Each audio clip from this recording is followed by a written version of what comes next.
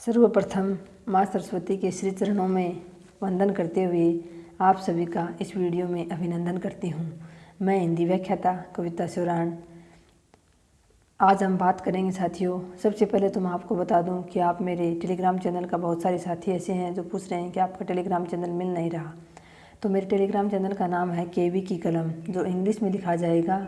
उसमें के और बी के बीच में आपको ना तो स्पेस देना है, ना ही कोई डॉट लगाना है, और के और बी बड़े अक्षरों में लिखा जाएगा। उसके बाद स्पेस देके की, उसके बाद कलम स्पेस देके, तीनों इंग्लिश में ही लिखे जाएंगे।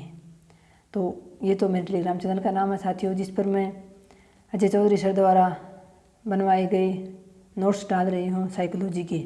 कुछ साथी पूछते हैं कि आपने क्या सिर्फ यही नोट्स पढ़े थे, तो उन साथियों को मैं बता दूं, मैंने फर्स्ट ग्रेड के लिए सिर्फ और सिर्फ यही नोट्स पढ़े थे।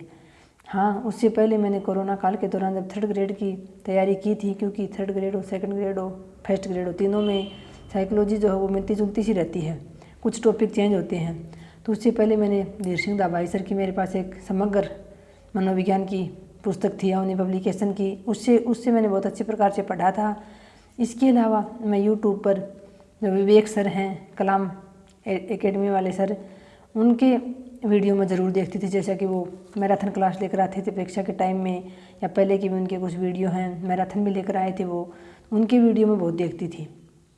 उनके जो वीडियो हैं यूट्यूब पर देखती थी। इसके अलावा मैंने नोट्स की बात करूं या किताब की बात करूं तो मैं फर्स्ट ग्रेड के लिए कोई और बुक नहीं लेकर आई थी मनोविज्ञान के लिए। सिर्फ और सिर्फ यही नोट्स मैंने बार बार पढ़े थे। अजय चौधरी सर ने तो हमें ऐसा कहा था कि आप पहले तो इन नोट्स को घोट डालो, उसके बाद आपको ये किताब अपने आँखों से निकाल लेना। लेकिन मैंने वो किताब जो अवनी पब्लिकेशन की बता रहे हो, वही किताब मैंने पहले कई बार बहुत अच्छी प्रकार से पढ़ रखा था उसको, और बाद में भी मैंने एक आध टॉपिक जो मुझे ये लग रहा था कि कम समझ में आ रहे हैं या कम मेरे कमज़ोर हैं, उनको मैंने दोबारा भी देखा था परीक्षा के टाइम में अवनी वाली समग्र मनोविज्ञान से। इसके अलावा नोट्स मैंने यही पढ़े थे साथियों। एक बात साथियों, कई साथी पूछते रहते हैं कि उनको ये है तो बड़े खेद की बात कि कई साथियों को अब तक ये नहीं पता कि हमारे पाठ्यक्रम में क्या शामिल है, क्या आएगा। तो आपसे बार बार कहती हूँ, सबसे पहले मैं हमेशा यही कहती हूँ कि जिस भी भर्ती की आप तैयारी कर रहे हैं, उस भर्ती का आपके पास पाठ्यक्रम होना ही चाहिए। पाठ्यक्रम लाकर जहाँ भी आपकी पढ़ने की जगह है, कोई स्थान तो निश्चित होगा ही, घर का कोई कोना आपके लिए भी सुरक्षित होगा ही, उस जगह पर आप उस पाठ्यक्रम को चिपका लें। उठते बैठते समय वो पाठ्यक्रम आपके नज़रों के सामने होना चाहिए। अगर अभी तक आपको ये नहीं पता है, आप फर्स्ट ग्रेड की तैयारी कर रहे हैं, सेकंड की कर रहे हैं, आपको ये तक नहीं पता है कि ये टॉपिक हमारे पाठ्यक्रम में है या नहीं, तो साथियों इससे बड़ी दुख की बात और कुछ हो नहीं सकती। क्योंकि यही गलती मैंने 2020 में की थी, 19 में की थी, जब मैंने बहुत अधिक पढ़ा था, लेकिन मुझे पाठ्यक्रम तक का नहीं पता था कि पाठ्यक्रम हमारा क्या है। पढ़ने में मैंने कोई कसर नहीं छोड़ी थी, लेकिन आपको पता ही है, एक तो हम सीधे रास्ते से जाएं मंजिल पर, और एक हम भटकते भटकते जाएं तो टाइम तो लगेगा ही साथियों। इसलिए मैं आपको बार बार कहती हूँ कि आप पाठ्यक्रम ज़रूर निकलवाएं। जैसा कि मैंने आज मेरे टेलीग्राम चैनल पर फर्स्ट ग्रेड का व्याख्याता का पाठ्यक्रम डाला है, जो अभी बाद में चेंज हुआ था। उससे पहले मेरे पास पाठ्यक्रम था लिखा हुआ, तो मैंने तो 2021 में जब अक्टूबर में तैयारी शुरू की थी, उसी समय मैंने फर्स्ट ग्रेड का फर्स्ट पेपर का भी और सेकंड पेपर का पाठ्यक्रम लिख के अपने हाथों से, और मैंने अपने टेबल था मेरे पास एक, उस पर चिपका लिया था और उसके ऊपर दरी बिछा दी थी। यानी मुझे ही दिखाई देता था, वो बाकी किसी को नहीं दिखाई देता था कि मैंने यहाँ कुछ चिपका रखा है। लेकिन मैं हमेशा उठते बैठते, जब भी पढ़ते पढ़ते बोर होते तो उस पाठ्यक्रम को देख लेती थी। इसी प्रकार आपको करना है। अब मैंने जो पाठ्यक्रम डाला है वो मैंने बाद में लिखा था, जब हमारा परिणाम नहीं आ रहा था, तो जो बाद में पाठ्यक्रम चेंज हो गया था वो मैं नहीं लिख पाई थी। तब ये पाठ्यक्रम अब मैंने दोबारा चेंज होने के बाद का जो है अभी 2022 में इस पाठ्यक्रम से हुआ है पेपर, वो पाठ्यक्रम मैंने कॉपी में एक साफ साफ लिखा था हमारा पेपर होने के बाद भी। क्योंकि साथियों, जब तक हम मंजिल पर नहीं पहुंच जाते, हम कोई भरोसा नहीं कर सकते कि पहुंच जाएंगे। तो मैंने दोबारा से शुरुआत कर दी थी। ऐसा नहीं है, निराश तो बहुत थी, लेकिन मुझे लगता था अगर मैं शुरुआत नहीं करूँगी तो मैं पीछे रह जाऊँगी। इसलिए जब तक परिणाम डबल का आने के बाद भी मैं तैयारी करती थी, मैं टाइम निकाल कर लेती थी किताब हाथ में। मन तो नहीं करता था, लेकिन फिर भी मैं लेती थी, पढ़ने की शुरुआत कर दी थी मैंने दोबारा से। तो तब का मेरा ये पाठ्यक्रम लिखा हुआ है। मैंने उसके आगे 2022 में जिस भाग से जितने क्वेश्चन आए हैं, उस भाग के आगे मैंने उतने क्वेश्चन भी लिख रखे हैं। उसमें गोला लगाया है मैंने, 5 क्वेश्चन, 45 क्वेश्चन, 40 क्वेश्चन ऐसे लिख के, क्यों लिख के उसके आगे मैंने गोला लगाया, वो आपको दिख जाएगा। तो मेरे टेलीग्राम चैनल पर मैंने आज फर्स्ट ग्रेड हिंदी का पाठ्यक्रम डाला है साथियों। आपके पास नहीं है तो आप वहाँ से देख सकते हैं। अब बात करें साथियों, जैसे कि हमने 2 दिन पहले वीडियो बनाया था, आधुनिक काल को कैसे तैयार करें। उस पर हमने भारतेंदु युग में की बात की थी। साथियों, आज हम थोड़ी सी बात करेंगे द्विवेदी युग की, कि द्विवेदी युग में कौन कौन से प्रमुख कवि थे और उनमें से हमें कौन से सबसे महत्वपूर्ण कवि हैं, उस पर बात करेंगे। तो साथियों, जैसे कि सबसे पहले तो शुक्ल जी की बात करें तो शुक्ल जी ने तो 1867 से लेकर 1893 ईस्वी तक उन्होंने भारतेंदु काल माना था। तो उसके बाद उन्होंने द्विवेदी काल जो है वो 1893 ईस्वी से लेकर 1918 ईस्वी माना है साथियों।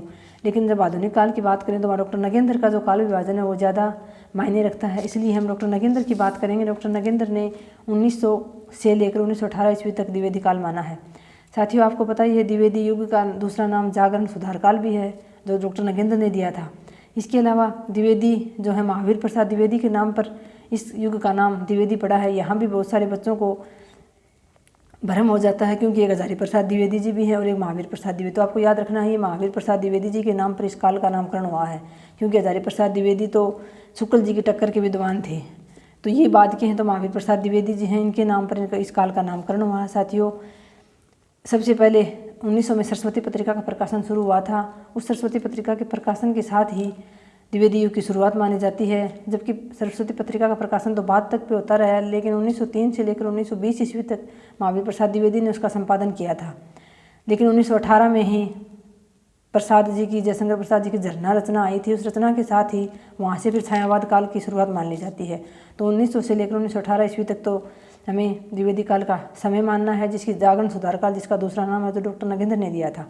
इसकी अगर सबसे प्रमुख कवि की बात करूं तो नामकरण इसका ज़रूर द्विवेदी जी के नाम पर है, लेकिन इस काल के सबसे प्रमुख कवि हैं मैथिली शरण गुप्त, जो आप लोगों को पता है हमारे राष्ट्र कवि भी हैं, सबसे महत्वपूर्ण वो हैं। इस काल की बात करूं तो मैं आपको, क्योंकि महावीर प्रसाद द्विवेदी के नाम पर नाम ही है, लेकिन इनकी रचनाएं बहुत कम पूछी जाती हैं, क्योंकि इन्होंने इतनी ज़्यादा, ये संपादक ज़्यादा थे, इन्होंने भाषा को सुधारने का कार्य ज़्यादा किया था। रचनाएं इनकी ज़्यादा मिलती नहीं हैं, लेकिन फिर भी 5-7 रचनाएं हैं महत्वपूर्ण, जो आपको याद होनी चाहिए इनकी। लेकिन अगर मैं बात करूं तो मैथिली शरण गुप्त की आपको सभी रचनाएं याद होनी चाहिए, और उनकी रचनाएं आपको सभी सन के साथ याद होनी चाहिए, क्योंकि उनकी रचनाएं भी ज़्यादा हैं और वो सबसे महत्वपूर्ण कवि हैं द्विवेदी युग के साथियों। इसके अलावा जैसे सरस्वती पत्रिका का 1900 ईस्वी में इसको प्रकाशित करने की जो सोच थी वो तो थी चिंतामणि घोष की, लेकिन उन्होंने संपादक कार्य नहीं किया था इसका। उन्होंने नागरिक प्रसारण सभा से अनुमति लेकर इसको प्रकाशित करवाने की अनुमति मांगी थी। 1900 में तो इसके संपादक किया था 5 विद्वानों ने एक साथ, एक मंडल ने किया था, इसका संपादक मंडल था, जिसमें 3 तो दास थे, राधा कृष्ण दास थे, श्याम सुंदर दास थे और डॉक्टर जगन्नाथ दास रत्नाकर थे, और 2 के नाम पर थे, किशोरीलाल गोस्वामी और एक कार्तिक प्रसाद खत्री। साथियों, मैंने तो ऐसे ही याद किया था कि 3 तो दास थे, तो तीनों को मैंने तो याद करने के लिए मैं अपनी कोई भी ट्रिक बना लेती थी, और 2 जैसे के नाम पर हैं तो किशोरीलाल गोस्वामी और कार्तिक प्रसाद खत्री, ये 5 संपादक मंडल में शामिल थे।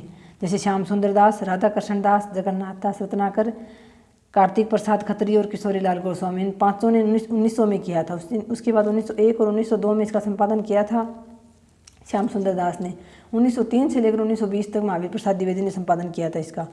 इसके अलावा साथियों, द्विवेदी युग की बात करें तो इसकी प्रमुख विशेषताओं की बात करें तो इतिवृत्तात्मकता इसकी प्रमुख विशेषता थी। प्रबंधात्मकता, इसमें प्रबंध की रचनाएं ज़्यादा लिखी गई थी। एक साथियों, इस युग में भाषा का परिष्कार हुआ था, क्योंकि जैसा कि हम पढ़ते हैं भारतेंदु काल में दोनों भाषाओं में रचनाएं हो रही थी, ब्रज भाषा में भी और खड़ी बोली में भी। लेकिन इस काल में आकर सभी रचनाएं जो है वो खड़ी बोली में होने लगी थी। गद्य व पद्य दोनों की भाषा खड़ी बोली हो गई थी, और खड़ी बोली को भी परिमार्जन का कार्य जो है वो महावीर प्रसाद द्विवेदी ने किया था। उन्होंने खड़ी बोली के सुधार में बहुत महत्वपूर्ण भूमिका निभाई थी। तो भाषा का परिष्कार हुआ था इस युग में। नारी के प्रति इस युग में उदार दृष्टिकोण था, यानी नारी के ऊपर बहुत सारी रचनाएं लिखी गई हैं इस युग में, ये इसकी प्रमुख विशेषताएं थी। इसके अलावा इसके प्रमुख कवियों की बात करें तो जैसे कि कविता तोतला मैम वाले नोट्स उनमें तो हमने कम से कम 10 से 15 प्रमुख द्विवेदी युग के वो लिख रखे हैं हमने लेखक। लेकिन प्रमुख की बात करूं तो सबसे ज़्यादा तो इसमें सबसे प्रमुख तो हैं मैथिली शरण गुप्त, उसके बाद महावीर प्रसाद द्विवेदी, इसके अलावा श्रीधर पाठक जो खड़ी बोली के भी प्रथम कवि माने जाते हैं, और इसके अलावा प्रकृति के उपासक कवि भी कहा जाता है उनको। तो उनकी भी कुछ रचनाएं हैं जो सबसे महत्वपूर्ण तो है मैथिली शरण गुप्त, उसके बाद महावीर प्रसाद द्विवेदी, उसके बाद तीसरे जो प्रमुख कवि हैं द्विवेदी युग के वो हैं श्रीधर पाठक, क्योंकि उनकी रचनाएं कई बार पूछी जाती हैं। उन्होंने एक तो अंग्रेजी का एक प्रमुख लेखक था, उन्होंने रचनाओं की जो है वो अनुवाद किया था, उनकी रचनाओं का उन्होंने लेखक था गोल्ड स्मिथ, उसकी रचनाओं का उन्होंने अनुवाद किया था। 3 रचनाएं थी, एकांतवासी योगी, श्रांत पथिक और उजड़ा ग्राम। जो एकांतवासी योगी और श्रांत पथिक का तो उन्होंने खड़ी बोली में अनुवाद किया था, जबकि उजड़ ग्राम का उन्होंने ब्रज भाषा में अनुवाद किया था। इस बात को हमें ध्यान रखना है, ब्रज भाषा भी कुछ कुछ लेखकों द्वारा अपनाई जा रही थी, लेकिन पूरी तरह से अभी गई नहीं थी। इसके बाद प्रमुख कवियों में बात करूँ तो मैं अयोध्या सिंह उपाध्याय, मैथिली शरण श्रीधर पाठक के बाद अयोध्या सिंह उपाध्याय, फिर रामनरेश त्रिपाठी। रामनरेश त्रिपाठी की भी 4 ही रचनाएं हैं प्रमुख, वो आपको याद होनी चाहिए सन के साथ। इसके बाद जगन्नाथ दास रत्नाकर और सत्यनारायण कविरत्न, ये 2 कवि ऐसे थे साथियों, आपको याद रखना है, जिन्होंने द्विवेदी युग में भी खड़ी बोली में ना लिखकर ब्रज भाषा में रचनाएं की थी साथियों। ये इनकी अलग विशेषता है जो इनको बाकी से अलग करती है, तो ये बात हमें याद रखनी है। जैसे कि द्विवेदी जी, मैथिली शरण गुप्त, श्रीधर पाठक, अयोध्या सिंह उपाध्याय, रामनरेश त्रिपाठी, जगन्नाथ दास रत्नाकर, सत्यनारायण कविरत्न, ये 6 कवि तो साथियों 7 तो ये बहुत ही महत्वपूर्ण कवि हैं। इनकी तो आपको रचनाएं भी याद होनी चाहिए। मैथिली शरण गुप्त की तो सन के साथ आपको रचनाएं याद होनी चाहिए इस युग की बात करूं तो मैं। इसके अलावा बाकी के भी जो हैं उनकी भी आपको कुछ कुछ महत्वपूर्ण रचनाएं देख लेनी है साथियों। लेकिन एक तो आपको इसका जो काल, सबसे पहले तो आपको इसका काल क्रम याद होना चाहिए कि कब से कब तक माना जाता है, किसके नाम पर इसका नामकरण हुआ, इसका दूसरा नाम क्या था। इसके अलावा साथियों इसमें इसकी जो सभी युगों की हमें प्रमुख प्रवृत्तियां जो होती हैं, प्रमुख विशेषताएं होती हैं, वो हमें सभी युगों की याद करनी है अलग अलग, चाहे वो आदिकाल हो, भक्तिकाल हो, रीतिकाल हो, या फिर आधुनिक काल के अलग अलग पार्ट हो। सभी की हमें विशेषताएं पता होनी चाहिए। विशेषताएं भी बोल सकते हैं हम उनको, प्रवृत्तियां भी बोल सकते हैं। तो साथियों ये तो थी हमारे महावीर प्रसाद द्विवेदी के नामकरण पर, जिसका नामकरण हुआ है, उस हमारे काल की प्रमुख बातें जो आपको मैंने बताई हैं। जैसे एक मैंने बताया, श्रीधर पाठक को प्रकृति का उपासक कवि भी कहा जाता था। डॉक्टर नगेंद्र ने उन्होंने खड़ी बोली का प्रथम समर्थ कवि भी कहा था साथियों। इसके अलावा शुक्ल जी ने इनको स्वच्छंदतावादी काव्यधारा के प्रवर्तक मानते थे। डॉक्टर शुक्ल मानते थे श्रीधर पाठक को स्वच्छंदतावादी काव्यधारा के प्रवर्तक। इसके अलावा साथियों इसमें प्रमुख रूप से गद्य व पद्य की भाषा लगभग एक ही हो गई थी। 1-2 लेखक या कवि को छोड़कर जो ब्रज भाषा में लिखते थे, गद्य और पद्य की भाषा एक ही हो गई थी। और इसमें साथियों विविध जो है वो काव्य रूपों में अलग अलग जो है वो काव्य रूपों में लिखा गया। जैसे कि हम बात करें इसके विशेषताओं की साथियों, तो इसमें इतिवृत्तात्मकता थी, राष्ट्रीयता की भावना थी साथियों सबसे अधिक। जैसे कि हम मैथिली शरण गुप्त को प्रथम राष्ट्र कवि भी कहा था। महात्मा गांधी जी ने उनकी प्रसिद्धि 1912 में लिखी गई भारतीय रचना से हुई थी। तो साथियों राष्ट्रीयता की भावना थी। जबकि हम भारतेंदु युग में देखते हैं तो साथियों वहाँ राष्ट्रभक्ति और राजभक्ति दोनों बराबर चल रही थी, क्योंकि खुद भारतेंदु जी भी कभी अंग्रेजों के बारे में उनकी प्रशंसा कर देते थे, तो राजभक्ति भी कर रहे थे और राष्ट्रभक्ति भी कर रहे थे। वहाँ पूरी तरह से राष्ट्रभक्ति उभर कर सामने आई नहीं थी, लेकिन इसमें पूरी तरह से राष्ट्रभक्ति उभर कर सामने आ गई थी। कभी लोग खुलकर लिखने लगे थे। इसके अलावा इसमें अतीत का गौरवगान किया गया है साथियों। हम देखते हैं भारती में जगाने के लिए मैथिली शरण गुप्त जी ने हमें हमारे अतीत के प्रति ही जागरूक किया है। उपदेशात्मकता जो है इसकी प्रमुख विशेषता थी। नैतिकता व आदर्शवाद, एक नीरसता व शुष्कता थी साथियों, क्योंकि इसमें प्रबंधक की रचनाएं ज़्यादा लिखी गई थी इस कारण से। और इसमें खड़ी बोली की प्रधानता थी। विषय विविधता और छंद विविधता थी, यानी साथियों अलग अलग विषयों पर लिखा गया था। नारी के प्रति उदात्त दृष्टिकोण था और भाषा का परिष्कार हुआ था इसमें। इसके अलावा द्विवेदी युग के प्रमुख सभी कवियों की बात करूँ मैं आपको, प्रमुख कवि एक बार बता दूं तो महावीर प्रसाद द्विवेदी जी हैं, श्रीधर पाठक हैं, नाथूराम शर्मा शंकर हैं, जिनकी गर्भरंडा रहस्य जो रचना है वो सबसे अधिक पूछी जाती है, सबसे अधिक बार पूछी गई है। एक ही प्रमुख रचना इनकी, प्रमुख एक ही है, बाकी रचनाएं तो और भी हैं। इसके अलावा अयोध्या सिंह अरियोद, इनको भी खड़ी बोली का इन्होंने प्रथम महाकाव्य लिखा था, तो ये भी महत्वपूर्ण हैं। मैथिली शरण गुप्त हैं ही, राय देवी प्रसाद पूर्ण, रामचरित उपाध्याय, ये कुछ ऐसे कवि हैं साथियों जो इतने महत्वपूर्ण नहीं हैं। इसके अलावा रामनरेश त्रिपाठी जी फिर महत्वपूर्ण हैं। इसके अलावा फिर जगन्नाथ दास रत्नाकर और सत्यनारायण कविरत्न, ये ज़्यादा सबसे प्रमुख कवि हैं साथियों। अगर मैं बात करूं आपको मैथिली शरण गुप्त जी के बारे में, तो उनको साहित्य जगत में दद्दा के नाम से जाना जाता था। हिंदी के प्रथम राष्ट्र कवि हैं साथियों। दूसरे राष्ट्र कवि जैसे कि दिनकर जी को माना जाता है, रामधारी सिंह दिनकर जी को। इनकी बहुत सारी रचनाएं हैं साथियों, इनको आपको सन के साथ याद करना है। इनकी सर्वश्रेष्ठ रचना तो 1931 में साथियों प्रकाशित साकेत मानी जाती है, जो हमारे पाठ्यक्रम में भी शामिल है फर्स्ट ग्रेड में।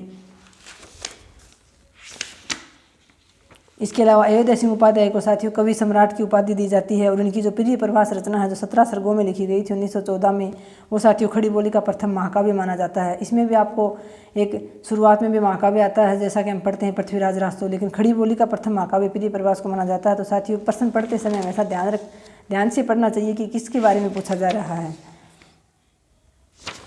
तो ये थी साथियों हमारे द्विवेदी युग के बारे में प्रमुख बातें जो मैंने आपको बता दी हैं।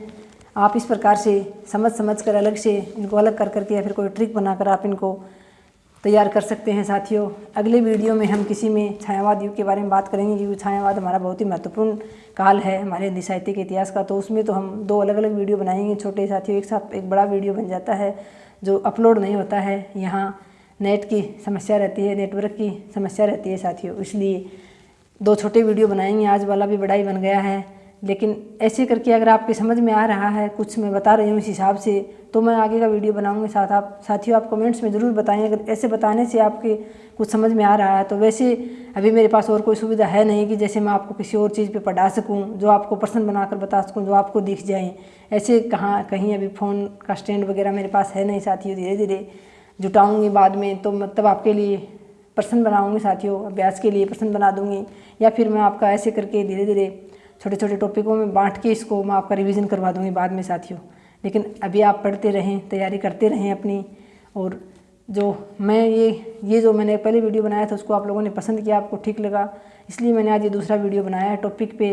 बाकी तो मुझे भी पता है साथियों ऐसे देख के बताने से कोई फ़ायदा होता नहीं है, क्योंकि यूट्यूब पर बहुत सारे टीचर्स हैं बहुत महान जो बहुत अच्छा पढ़ा रहे हैं, जिनके पास बोर्ड की सुविधा है और वो सब कुछ बता ही रहे हैं आपको साथियों। लेकिन फिर भी मैंने थोड़ी सी कोशिश की है, अगर आपको ऐसे मेरी भाषा में समझ में आ रहा है तो आप बता दें, हम आगे भी किसी पर वीडियो बना लेंगे। नहीं तो फिर मैं आपको ऐसे ही छोटे छोटे मोटिवेशनल वीडियो आपके लिए बनाती रहूँगी, प्रेरणा आपको देती रहूँगी। मैं आपके साथ हूँ, आप भी मेरे साथ बने रहें। आपका बहुत बहुत धन्यवाद इतना प्रेम व स्नेह देने के लिए, इतनी सकारात्मक प्रतिक्रिया मेरे वीडियो पर देने के लिए आपका तहे दिल से आभार साथियों। आज की वीडियो में इतना ही, मिलते हैं नेक्स्ट वीडियो में। धन्यवाद। जय हिंद, जय भारत।